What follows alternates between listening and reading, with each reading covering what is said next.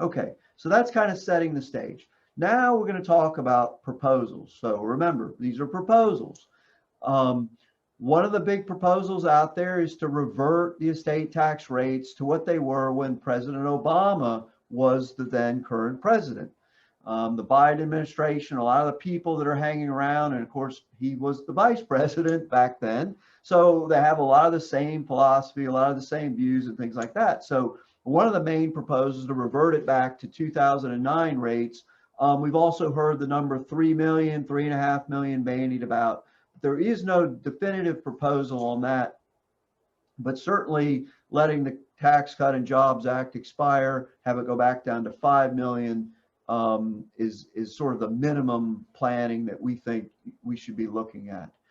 More significantly than the overall number than that, because let's face it, there's still a very select number of people that estate tax applies to. I mean, that's a big, big number. 23 million plus. By the time it expires, it'll probably be around 25 million. There's not a lot of Americans that achieve that, but there are a lot more as you go down the scale. And so one of the proposals that has been brought about is to eliminate what's called the step up in basis. So right now, when someone dies, let's say they own a stock portfolio, or actually, let's say their house, and they bought it, like my parents bought their house in 1970 something in suburban Washington, D.C. area, and they probably paid $30,000 for it. Today it's worth, it's pushing $1 million worth, and it's a very modest, middle class type of home, but housing in that area is very expensive, and they live close to, the city, and so there's just a lot of demand for that type of housing. Right now, if they pass away, and I inherit the house with my siblings, and none of us live in that area, so we would want to sell it. We could sell it. The value of that house for a cost base would be reset to, let's just round it off and say it's worth $1 million. Well, we could sell it for $1 million and then split the proceeds, and it would be free of any capital gains tax. We would essentially inherit the value of that house for free. Now, under the Biden proposal, there would be no step up in basis.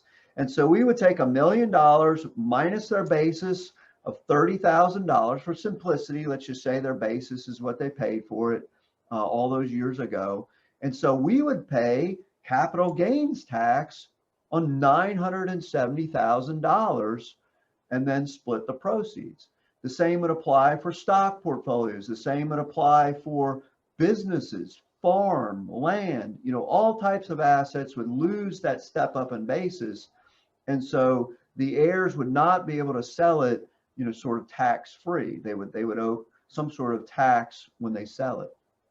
And this would be a huge change. And actually, I think if people really think about it, it's a very regressive tax.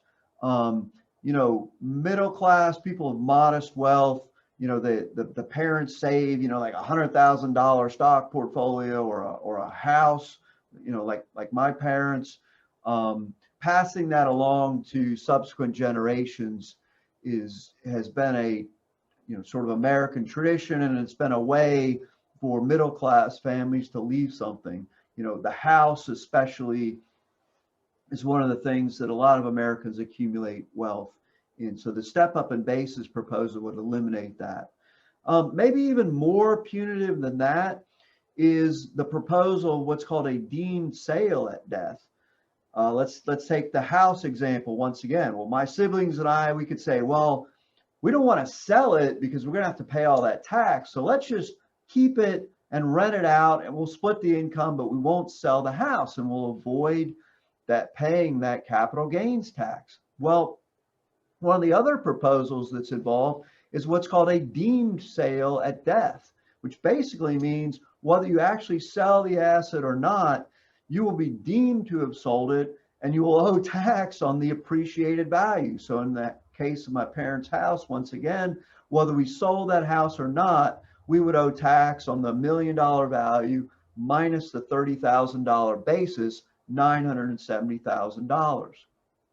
Once again, this would be very punitive. And if you watched my last video on income tax planning, if you combine that with the concept of raising the capital gains rate for people that make over $1 million to ordinary income, now you're talking about heirs that had no idea this was coming, inherit money, they get it deemed, or they don't inherit money, they inherit property or stock or something. They get a deemed sale, which launches them into this high tax bracket, and they owe ordinary income tax on these assets. Okay, so those are the big sort of proposals out there: the raising of the the lowering of the exemption amount, the elimination of step up, and the deemed sale at death. So there are some strategies that we can employ to help mitigate the impact of this. Once again, there's no definitive law. There may be phase in, phase outs, different exemptions, things like that. But in general, now the strategy is to hold assets, buy and hold assets until you pass away, and pass them along so that your heirs do get that step up and can sell for tax, for zero tax consequence. So if this goes into effect, it will effectively, to some extent, turn that strategy on its head, and we'll want to sell assets, keep someone in that lower tax bracket so they don't go over that $1 million where it becomes ordinary income. And so aggressively, or not aggressively necessarily, but strategically selling appreciated assets while you're alive will become a very important strategy. You know, right now we focus on what's called tax loss harvesting. If we have a tax loss in the stock or a real estate property or something like that, we want to go ahead and sell it and take the loss, but we're holding on to those gains. We don't want to do it because someone can inherit that property and get a step up. So if that step up is eliminated, the strategy will become to strategically sell assets while we're alive at that lower capital gains tax rate and gradually reduce those embedded capital gains. It would also increase, or at least moderate, the plan to give away assets while alive. There's not really a penalty anymore. Like if I give stock to my children, as I mentioned already, I can give $15,000 tax-free, estate tax-free to them per year, but they retain my basis. So if if I have some old Coke stock and my basis is $1 a share and it's worth $50 a share, if I give them that stock, they retain that dollar of basis. So right now, if you could hold on to that stock and give it to them when you pass away, you get that step up. If they're not going to get the step up, then you might as well give it to them now, especially if you're going to avoid the deemed sale at death rule. Once again, these are proposals. We don't want to go running around like giving all our stuff away, but we want to be thinking about this, that maybe we want to start taking some capital gains while we're alive, while we're still in that lower 20% tax bracket. Maybe it changes the calculus a little bit on giving stuff to our children instead of waiting until we pass away. Of course, there's also more sophisticated strategies utilizing trust, giving your assets to trust, using installment sales for notes to trust, things like SLATS, spousal limited assets trust, QTIP trust. There's some very sophisticated strategies that obviously this is not a do-it-yourself kind of thing. You're going to want to get expert advice from an expert estate planning attorney or estate planner. But there are some advanced techniques using trusts, family limited partnerships and LLCs to hold these assets. That, a trust doesn't die when the grantor dies necessarily, or the trustee. A trust is a separate living, well, it's not living, it's a separate legal entity in of itself. The same thing with an LLC or family limited partnerships. These are separate legal entities that do not die. And so utilizing those entities to help structure your affairs and mitigate any damages from these type of estate planning taxes will become very important. The last thing, is life insurance. Unfortunately, the life insurance industry is its own worst enemy. Life insurance has been around for a long, long time. As you know, we're a fee-only firm. We don't sell life insurance. We're not even allowed to have an insurance license at BlueSky. We don't allow an advisor, if they have one and they work here, they got to get rid of it. We don't sell insurance. We want to be completely neutral, objective fiduciaries in this. But life insurance serves a very valuable need. It's been around for a long, long time.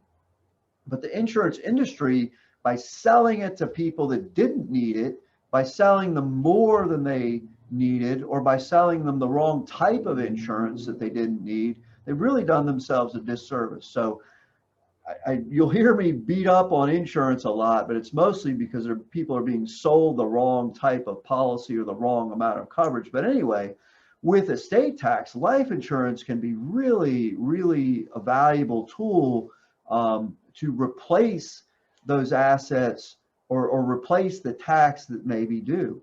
So far, I haven't heard anything. The insurance industry has a really good lobby. They contribute a lot of money to politicians. And so far, there's no mention of anybody wanting to change the concept that insurance proceeds that you receive from life insurance are going to be taxed. And so using life insurance to help mitigate some of these possible estate tax law changes would also be another strategy that we would want to employ. Okay, well, that's what I wanted to cover today, just kind of an overview of where we are, as well as some of the proposals that are out there, as well as some of the strategies that we can use to mitigate these. So we don't need to run out and necessarily do a whole bunch of things, but especially if you're in that 25 million and up range, there are some things that you probably want to do today. If you're lower than that, we want to start thinking about these, and we have some ideas, we have some strategies that we can implement, but we want to make sure that we don't lock ourselves into a strategy that ultimately the laws do not change in our favor. Okay, so if you have any questions on that, feel free to reach out to me or any of the advisors here on staff. And I think next week, we'll be talking about some of the possible changes for retirement accounts and retirement planning.